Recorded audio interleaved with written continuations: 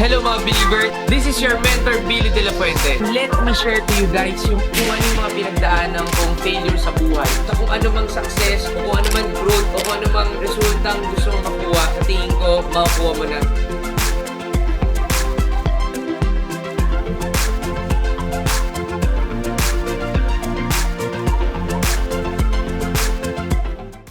Hello mga believers! Good morning, good afternoon, and good evening. Depende kung saan mo to pinanonood. And for today's vlog, pag-uusapan natin maganda. Kasi maraming taong tatanong sa akin, paano mo ba nasimulan? Paano mo kinita yung first million mo? Ready na ba kayo? Eto na! 1, 2, 3, go! So for today's vlog, isi-share ko sa inyo kung ano yung mga ginawa ko at kung ano yung meron ako mindset kaya ako na-achieve yung first million ko. So, let's go! Number 1. Siyempre, ano ba yung tamang frame of mindset na meron ka para ma-reach mo yan, di ba? Lalo na, kung let's say, kagaya mo ako, no, nung nag-start ako before, di ba, parang ang hirap-hirap ng buhay. Bakit? Ang kinikita ko lang noon, parang 3,000 pesos per month, kinsenes katapusan, 1,750. So, imposible, di ba? Until finally, nung may nakita akong libro na nakapag-inspire sa akin, yung Rich Dad Poor Dad, na parang naiba yung mindset ko doon. Ano ba yung poor mindset sa rich mindset? At inaral ko, sabi nga kung ano yung meron yung successful, kung gusto mo makuha yon, kailangan alamin mo lang kung paano sila mag-isip. So, yung unang-una ma-share ko sa inyo is yung word na impossible. Sa akin noon, pag sinabing mataas na grade, parang imposible naman yan. Pwede ba talaga ako kumita ng milyon? Imposible naman yan. Pwede ko bang mahanap yung love life na gusto ko talaga? Imposible naman yon.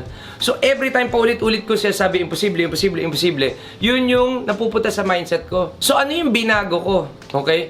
From impossible, nilagyan ko ng apostrophe lang sa word na I'm, tas space, possible.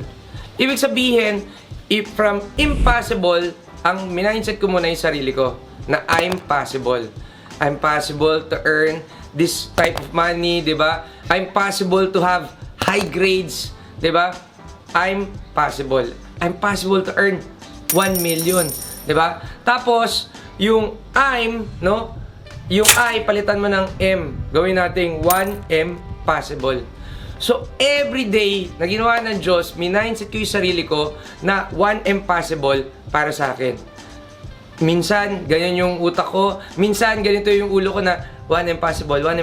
Ako mismo yung nagdududa sa aking kakayanan. Pero lahat ng yan, simula nung tinuruan ko yung sarili ko na 1M possible, I am possible, naging mas positive rather than negative, mas gumanda yung takbo ng buhay ko. Next strategy, number 2, savings.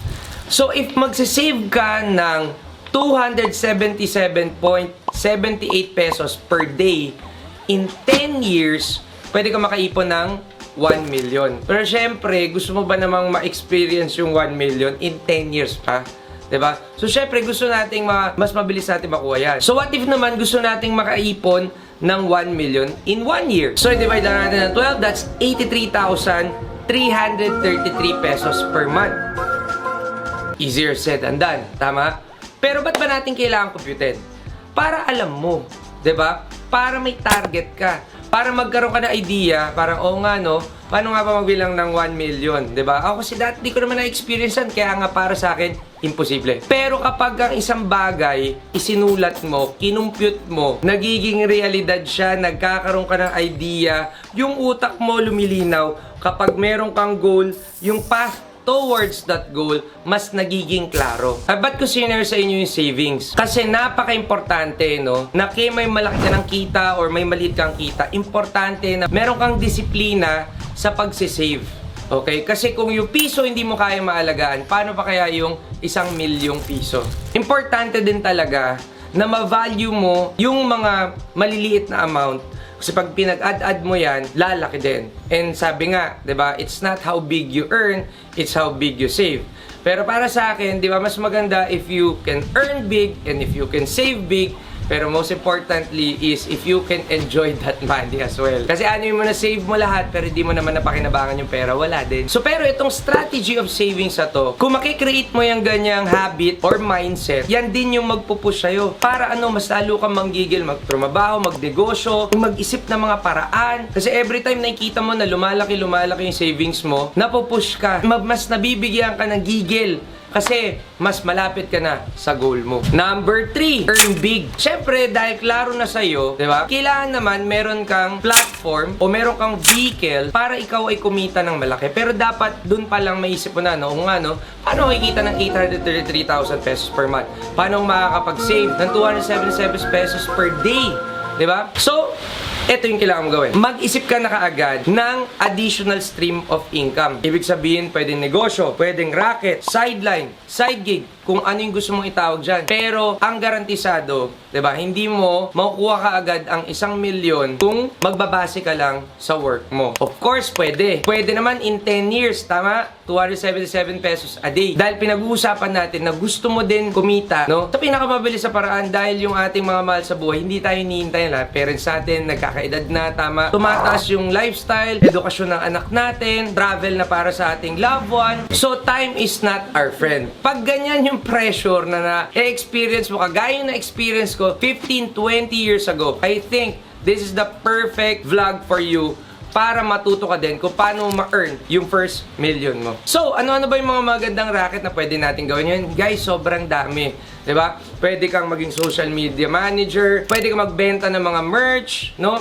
Pwede kang mag-vlogging, pwede kang mag-VA, di ba? Virtual assistant, ang dami, no? Sa panahon ngayon, pag hindi ka pa kumikita online, tamad ka na lang talaga. So, palagi sasabi, kapag gusto, maraming paraan. Pag ayaw, maraming dahilan. Tandaan nyo, walang yumaman ng puro dahilan. And dahil nanonood ka dito at for sure, subscriber ka rin sa channel natin, malamang maparaan ka. So, when we talk about earning big, diba, dapat sa umpisa din, big effort, correct? So, when you give big effort, no, yung income mo lalaki din, pero mas maganda yung mga share ko sa inyo, mga streams of income. Pag dinadagdag mo yan, ang goal natin is magkaroon tayo ng multiple streams of income. Second to the last, accumulate assets. Sa panahon ngayon, tayo ina-accumulate natin o iniipon natin puro mga liabilities. Ito yung mga bagay na nagtatanggal sa atin ng pera. Tama? So, might as well, i-focus natin. Ano ba yung asset? Asset is something na pwede magbigay sa'yo ng pera. Okay? So, negosyo, investment. Pero sa panahon ngayon, guys, if nagsisimula ka pa, diba? Of course, yung iba, may ibang strategy like mag-invest early. Pero para sa akin, mag-establish ka muna ng negosyo mo. Start ka ng maliit na negosyo. Pwedeng magbenta ka ng produkto. Mag-offer ka ng service. Diba? And then, scale up mo na lang yan. Of course, it's easier said than done. Dahil limited lang naman yung time natin. Guys, kung isipin mo, yung knowledge na nasa YouTube, libre. Kailangan mo na lang gawin, mag-research, mag-aral, manood, at matuto. Last but not the least, closing sales. Okay? Itong dalawang word na to, malaking impact talaga kung bakit na-earn ko yung first million ko nung bata ko. Bakit? Number 1, closing. Tandaan mo, kapag hindi ka marunong mag-close ng deal, di ba? Hindi mo mapalaki yung negosyo mo. Hindi ka makakuha ng mga investors. Hindi mo mas-scale up yan. Hindi mo malilid yung mga subordinates or mga employees mo. Yung sales naman, guys, alam natin, ang pera nasa sales. Di ba? So, itong dalawang to, pag inaral mo maging closer ka, mas mataas yung batting average mo, na mas maging successful, therefore, makakuha ng malaking income. And sales, di na natin masyadong kailangan pag-usapan yan. If you're not pushing for a product or distributing products sa panahon ngayon, you're missing a lot.